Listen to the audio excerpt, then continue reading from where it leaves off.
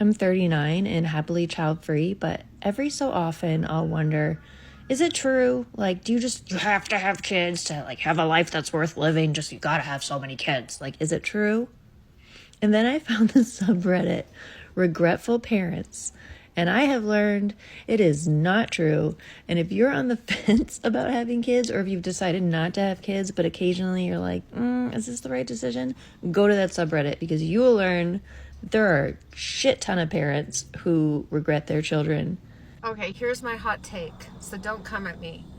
But for the most part, motherhood is deeply unsatisfying. And we don't talk about it enough. And I'm not saying that because I dislike my role as mother. And yes, I know I chose to be a mom. I love being a mom. And I love my kids dearly. But 90% of my role as mother is not satisfying. It is the nitty gritty. It is getting kids to clean up after messes. It is reminding kids to wash their hands. It is convincing kids to eat the meals I make. I mean, it is a lot of work. So much work. And in and of itself, that part is not satisfying. I do not go to bed most nights feeling satisfied in my role as mother. Far from it. If anything, I go to bed with intrusive thoughts, worrying about their future, feeling like I didn't do a good enough job. And I wouldn't say in any sense that makes me a bad mom. If anything, that makes me a great mom. But it's not a satisfying feeling. And I'm saying this out loud because I don't think we talk about it enough. And for a long time, I felt like I was doing it wrong because I saw other people, other moms on social media, beaming and glowing about the milestones, talking about how satisfying this role is, and wondering if I was doing it wrong. And the truth is, we just don't talk about the unsatisfying parts. And I think we should. Listen to me when I say this. Do not have kids if you don't know the possibilities of your chance, the possibility and risk of your kids having Down syndrome, autism, being on the spectrum, cerebral palsy, all the above. Do not have kids. So from time to time, I let my son come in here and play with his toys. He was way too quiet. Like, bro, this is the type of shit you gotta deal with. Water on the floor. 2 years ago, they used to be me. Raising an autistic child is not for the weak, so I just want to show you a couple things that I did to make my life easier. The first is a non-negotiable. You need some type of lock on your front door at all times. Really, 2 locks. As you can see, I leave my living room open because Jordan likes to run. He has a lot of energy, and I have to create the space for him to do so. This baby gate was a lifesaver when Jordan was 3 and 4 years old. Now he's tall enough to just jump over it, but if you have a smaller autistic child, you need this gate. It kept me from running around the house trying to see where Jordan at. If I'm in the front, you need to be in the front. And if I'm in the back, you need to be in the back too. Next, any type of product you have, get you some shelves and you got to put them up.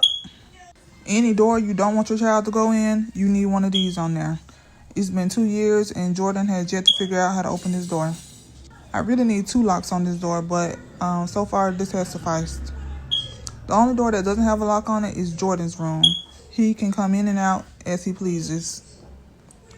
As you can see, there's no dressers in his room. They don't need any dressers in their room. They can climb on it and they can tip over on top of them. Any outlet that you're not using in their room, you need to put an outlet cover over it. Really, any outlet anywhere that you're not using. For my peace of mind, I had to lock that closet up. I would clean Jordan's room and he would go back and pull out every single toy he could find and then not even play with them. I used to be distraught. This lock has been a lifesaver. With their toy, you have to be very mindful of what you allow them to play with. Anything that I even think you can choke on, I'm throwing it away. Anything with batteries that are not screwed in, I'm throwing it away. Anything I keep seeing in your mouth, I'm throwing away as soon as you go to sleep. I do have dressers in my room. A girl needs some dressers. And so Jordan is never in my room without me. And his problem isn't even climbing on them. He won't stay out of my drawers. He used to pull out my makeup, my hair clips, rubber bands, combs, all that. So I had to lock it up. So yeah, get you one of these. It is adhesive. And you just stick it on there. Now don't lose your key. Oh, well, never mind on that. Okay, next. One time I caught Jordan sipping on my hair oil like a margarita, so I had to put up all my hair products. It is a nuisance, but I'd rather be safe than sorry. Seeing her express my exact sentiments 2 years ago, I really just want to encourage you and let you know that it does get better. And if y'all want to know Jordan's medication regimen, I'm willing to share that as well. I consider myself someone that stands 10 toes down on the fact that I regret motherhood. It's like I don't regret my daughter, I regret the role. I think people are rubbed the wrong way about it because most moms feel that way. Yeah. And you're not allowed to say it. There is an anxiety that I have developed having a child that never lived in me before at all. The fear of even when she's not with me and I don't have to be selfless, I'm still thinking about, is somebody going to hurt her? Is a fucking earthquake gonna happen? A mother is like who I am, like at my core. And because of that, it consumes a lot of my thoughts and I fucking hate that. I need space from my child in order to be a good parent. I can play as much as a 34-year-old woman can play. Yeah. But like feeling guilty about that too. Like I chose to be a mother. You're supposed to love every part. One day she's not going to want to play She's with not you. going to want to play. You're going to wish you played. No, I won't. I've made this video a few times. I've cried a couple times. I'm just going to get it out. Motherhood has completely torched the way I view my parents. It's completely wrecked me in a way that is so just soul tattering. It's awful. It's terrible. I love my parents. I do. I love my parents in a way that a child loves their parents. But since becoming a mom, just the amount of things that I have been like, why the fuck did that happen to me? Like, why the fuck was I raised like that? Piss me the fuck off. It really does. It makes me mad. I was not set up for success in terms of being a good person. Dad, he yelled a lot, like most dads I assume did.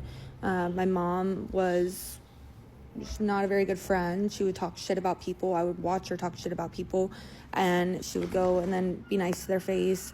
I would hear about how other people are dressed. They shouldn't be wearing what they're wearing. Did you hear about what so-and-so did? All this gossip, like going through my goddamn fucking ears for me to fucking filter as a kid.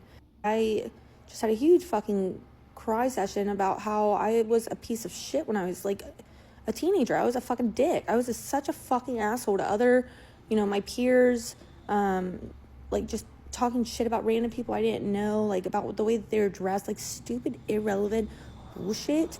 And it makes me so angry about myself. It makes me so fucking mad. But then I remember that's how I was raised. And so like a big part of motherhood has just been really rebirthing myself, I guess, like just reframing who I need to be in order to be the person that I needed when I was a child. And it's, oh my God, it's liberating, but it hurts. Growing up as a young kid, my mom would always call us to the house. And then we would come, it would be raining outside, mud on our clothes, and we would find her screaming, hands on her head, claiming, oh, stupid kids. I regret having kids, but it was none of our business. So we didn't mind. So about growing up is the time I came to realize that being a mother is a very hard job. It's really unappreciated, undervalued, and it's tiresome. It takes over your mental health. Hello everyone, leave a comment.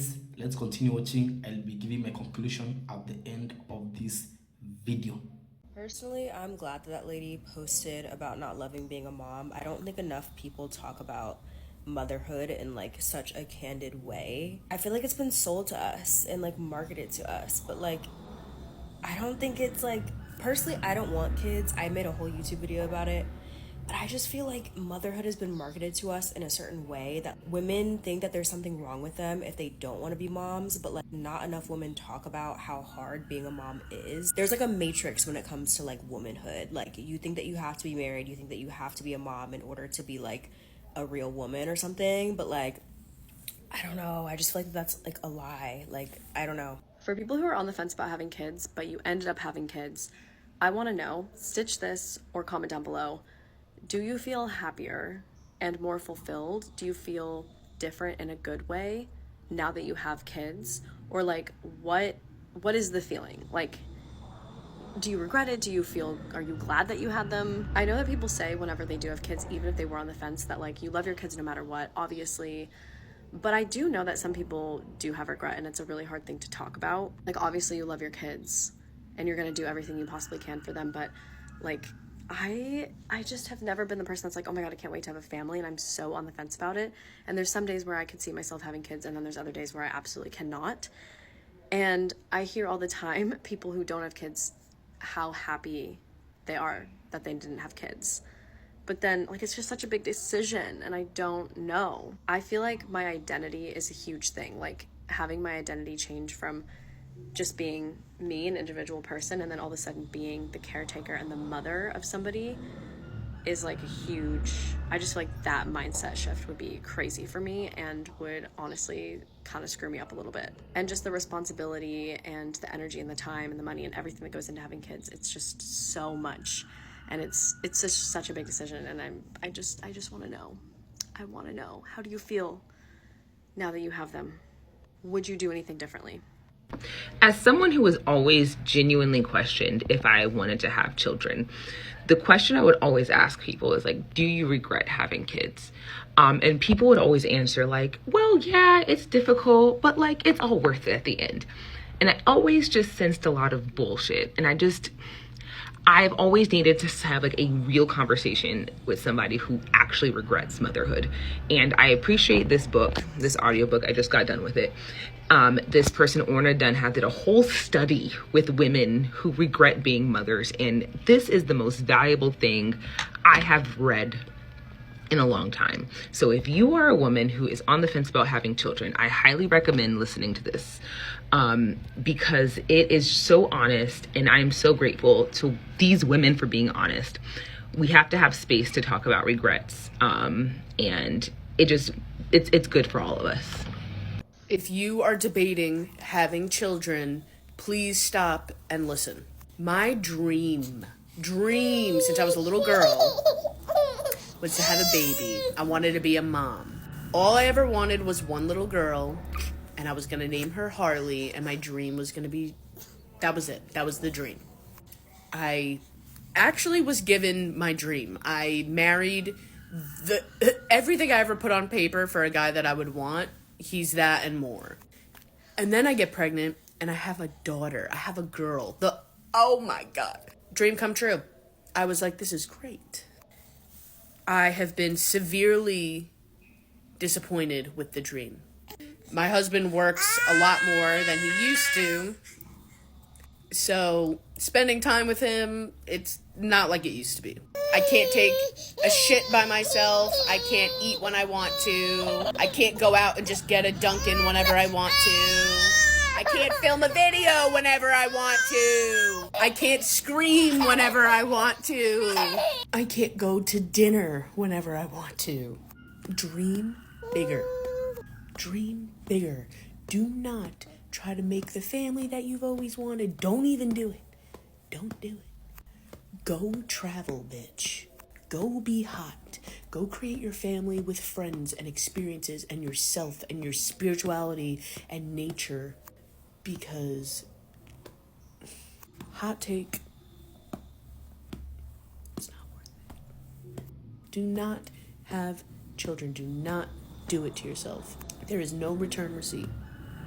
The rage I have inside of me, the depression and the wanting to I have inside of me, even with a supportive partner, even with a person that's your help, that's your village sometimes, it doesn't matter. It doesn't matter. It still fucking sucks. Because a baby for many, many, many, many years, not just a newborn, for many years, bitch, they are a parasite. And that means that they will not only suck every fucking thing of your energy, but they will also suck every ounce of your soul from your body. It fucking sucks. Most of the time it sucks. Don't do it. Do not do it. Ooh, look at this tweet, y'all. It's a doozy. More mothers feel like this than they let on, and this is a major reason why I'm not having kids. In addition to me just wanting to be able to maintain my independence to the fullest capacity, I am personally not able to justify making a decision that I cannot undo or change that I may not enjoy. And this is something that I've talked to my mom about, who is a mother who has expressed throughout my entire life that she loves being a mother. It was something that she essentially always dreamt about doing. And she waited a good long time to have me. My mom was 40. And she is one of the biggest supporters of me not having children. She has always said to me, if it's not something that you want to do 110%, don't do it at all. And I feel like I see too many people taking having children lightly. You know, like, oh, babies are cute. Oh, it'll be fun to have someone love me unconditionally and take care of me when I'm old. But first of all, there are no guarantees that your child is going to love you unconditionally. Unfortunately, it's just the truth. There's also no guarantee that they're going to take care of you when you're old, nor is using your children as a retirement plan a good thing to do. Also, for me personally, I feel like I have too many mental health challenges that could possibly be genetic for me to be having children. I would not want to see them suffer the way that I have. Not to mention, I get overstimulated very quickly and I need a lot of alone time to recharge, and I could not imagine having someone near me all the time that is solely reliant on me and dependent on me for all of their needs. Also, like, the world is falling apart and I would not want to bring somebody else into this mess. But yeah, saying all that to say, I really think a lot more people should really consider if they really want to be parents or if they're just doing it because it was prescribed to them as something that was like socially acceptable, like the social norm, or they're doing it to fill a void within themselves, because these are not good reasons.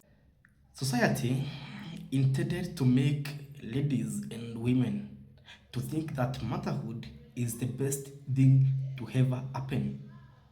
Yeah, you can be a good wife, but being a mother, it's another career. It's another career.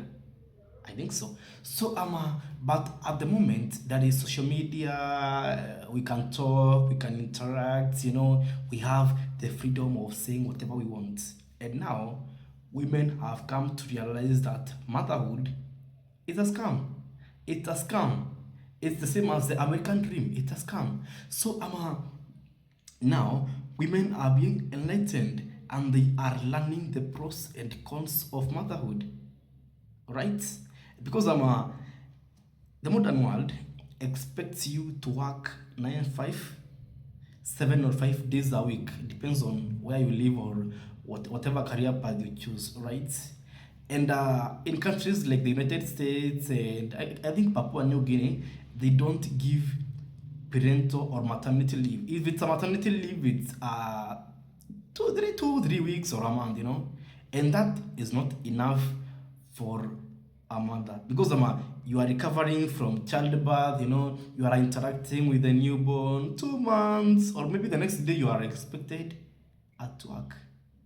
Damn, it's draining. Now that's aside, right? You come from work, right? You are expected to take care of the kids, and your husband too is a kid, you know. You must take care of everything, clean the house, you know, and ensure everything is in order, right?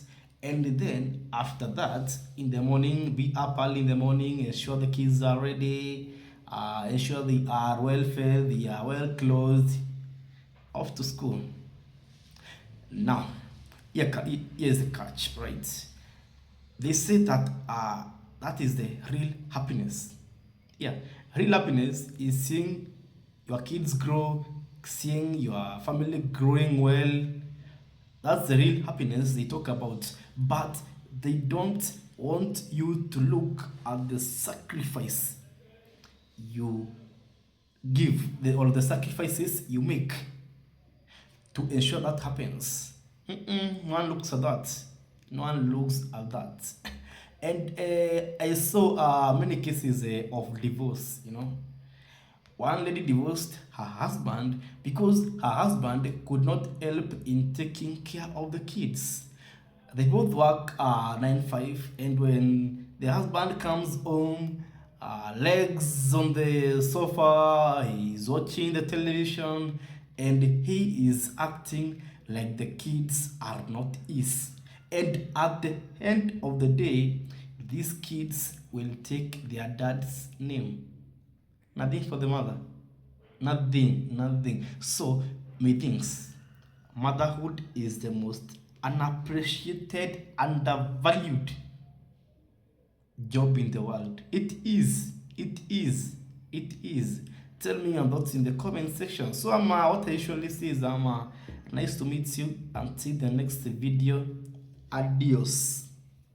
Do you think motherhood is a scam? Tell me.